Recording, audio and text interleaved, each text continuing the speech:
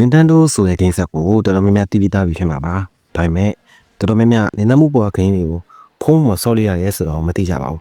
အဲ့ဒါကြောင့်ဒီနေ့မှာကျွန်တော်က Nintendo ပေါ်ဆော့လို့ကောင်းတဲ့ game တွေတရားမှဖုန်းမှာဆော့လို့ကောင်းတဲ့ game 5 မျိုးကိုပြပြပေးတာဖြစ်ပါတယ်မစင်ဖြစ်ပြီဆိုရင်ကျွန်တော်တို့လိုက်ပါကြည့်ရှုပေးကြပါဦး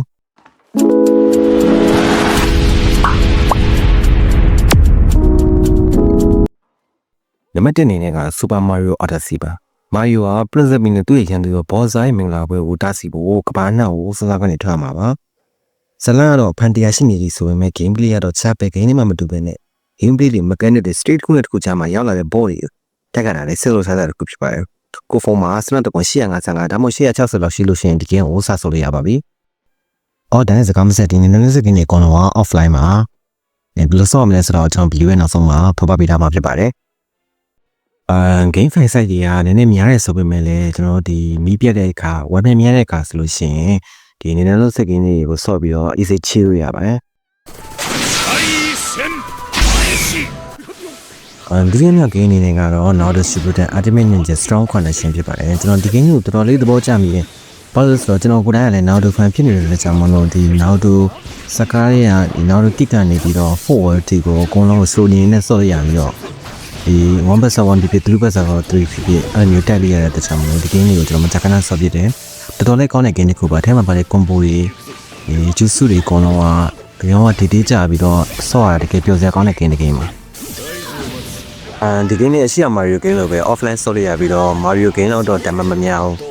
strike တော့920 930လောက်ရှိလို့ရှိရင်ဒီ game ကို smooth ပဲဆော့ရပါပြီ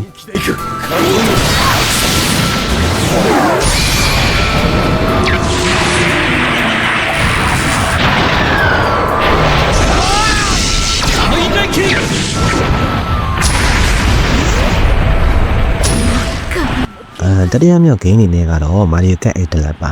နင်းလို့မရှိတဲ့ character တွေနဲ့ကားပြန်မအောင်ပြီးတော့ stage ကိုသုံးပတ်ပတ်ပါတယ်ပတ်နေစဉ်အတွင်းမှာဒီလမ်းမှာ item လေးချပေးပြီးတော့ item တွေနဲ့ကိုယ့်ကိုကာကွယ်ရရတယ်လို့ပြန်မဲ့ကိုလည်းချတုံးလို့ရပါတယ်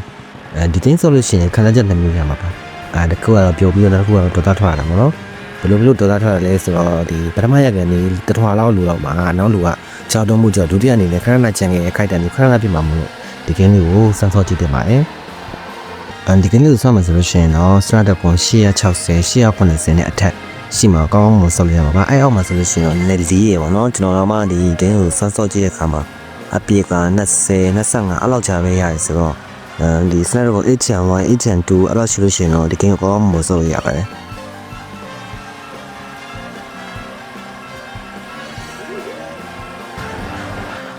တော်တော်များ game အနေနဲ့ကတော့ Red Dead Redemption 1မှာဟုတ်ပါတယ် Red Dead Redemption 2ဟုတ်ပါဘူး Red Dead Redemption 1မှာနောက်တိုင်းရဲ့အကျန်းဖမှုခစ်အဆုံးသက်ကာလမှာစိတ်တယ်ပြီးတော့ဒီ Red Dead Redemption 1ရဲ့ဆက်လိုက်တဲ့ John Marston ဟာသူ့ရဲ့မိသားစုတွေကိုဆွဲ agent လက်ကနေပြန်ရဖို့အတွက်ပေါ့နော်သူရဲ့တငယ်ချင်းဟောင်းတွေဓမြဝင်ဟောင်းတွေကိုလည်းကားနဲ့ဆိုင်ပြီးလို့လုပ်ထားတာပါဒီချေပြင်းလာတဲ့ open world မှာရှစ်လို့စားတဲ့တနက်ပြပွဲတွေဒီငင်းစည်းရာတွေကောင်းပွင့်ရရတာတွေအကုန်လုံးကိုပေးစနေတဲ့ game ဖြစ်လို့ဒီပစော့ဘူးလို့ရှိရင်စမ်းစော့ကြည့်တဲ့ game တွေဖြစ်ပါတယ်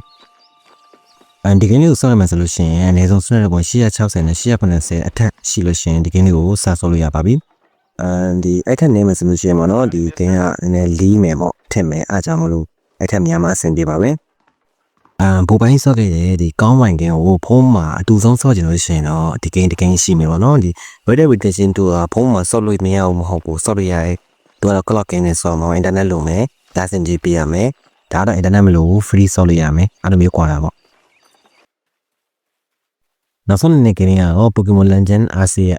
ဒီ Pokemon ချစ်တဲ့သူတွေကဒီ game ကိုစမ်းဆော့ကြည့်တင်ပါတယ်ဒီ game ကဒီ Pokemon မရှိသေးတဲ့ရှေ့အောင်ခင်မှာစိတ်တည်လာပြီးတော့ပစားသူက Galaxy Expedition တင်းရဲ့အဖွဲ့ဝင်တယောက်အနေနဲ့ data မှာ Pokédex တွေကိုစုဆောင်းရမှာဖြစ်ပါတယ်အရင် game တွေမှာ Pokemon တွေတက်ခတ်ပြီးဖမ်းတာဆိုပေမဲ့ဒီ game တွေမှာ Pokemon တက်ခတ်ပြီးဖမ်းတာမဟုတ်ဘဲနဲ့မျက်တိမှာပုံနေတဲ့ Pokemon တွေကို Pokeball နဲ့လိုက်ပေါက်ပြီးဖမ်းရမှာပါဂျင်ကင်းဒီမှာ Pokemon တွေကကိုယ့်ကိုတိုက်ခတ်တာမျိုးမရှိဘူးဆိုပေမဲ့ဒီကနေ့မှာ Pokemon တွေကကိုယ့်လိုက်တိုက်ခတ်တာမျိုးရှိနိုင်ပါတယ်အားကြောင့်မလို့ဒီရှောင်းရှားပြီးတော့ open world မှာ Pokemon တွေလိုက်ဖမ်းတဲ့အတွေ့အကြုံတွေတကယ်ကိုပြဖို့ကောင်းပါတယ် Pokemon ချစ်တဲ့သူတယောက်ဆိုလို့ရှိရင်ဒီကနေ့ကိုစမ်းပြီးဆော့ကြည့်တင်ပါတယ်ဒီ game ကိုဆော့ရမယ်ဆိုလို့ရှိရင်တော့ Snapdragon 845နဲ့အထက်ဆိုလို့ရှိရင် smooth ပြေကောင်းကောင်းမို့ဆော့လို့ရပါပြီ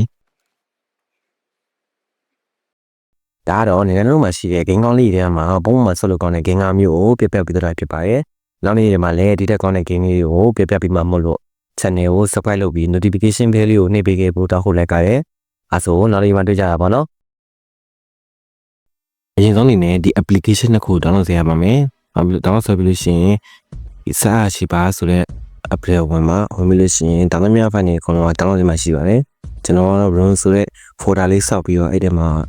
ဒီနာမည်လေးအမျိုးစုံပေးထားတယ်ပေါ့နော်ဒါဆိုလည်းအဲ့လိုမျိုးနာမည်လေးပေးထားပြီးတော့ဒီစက်ရထားလို့ရှိရင်တကယ် file ထည့်တဲ့အခါကျလို့ရှိရင်လွယ်တာပေါ့ပြီးလို့ရှိရင်တော့ email လေးဝင်ပြီးတော့ကျွန်တော်ကိုလုပ်ပြမယ့်အချက်လေးကိုလဲလုပ်ပြီးတော့ဒီ Nintendo Switch game ကိုစာဆုံးလို့ရပါပြီ game ကိုဘယ်လို download မသိရတဲ့လူတွေလည်းကျွန်တော်ဒီ comment အောက်မှာ game download link တွေအကုန်လုံးချပေးထားပါမယ်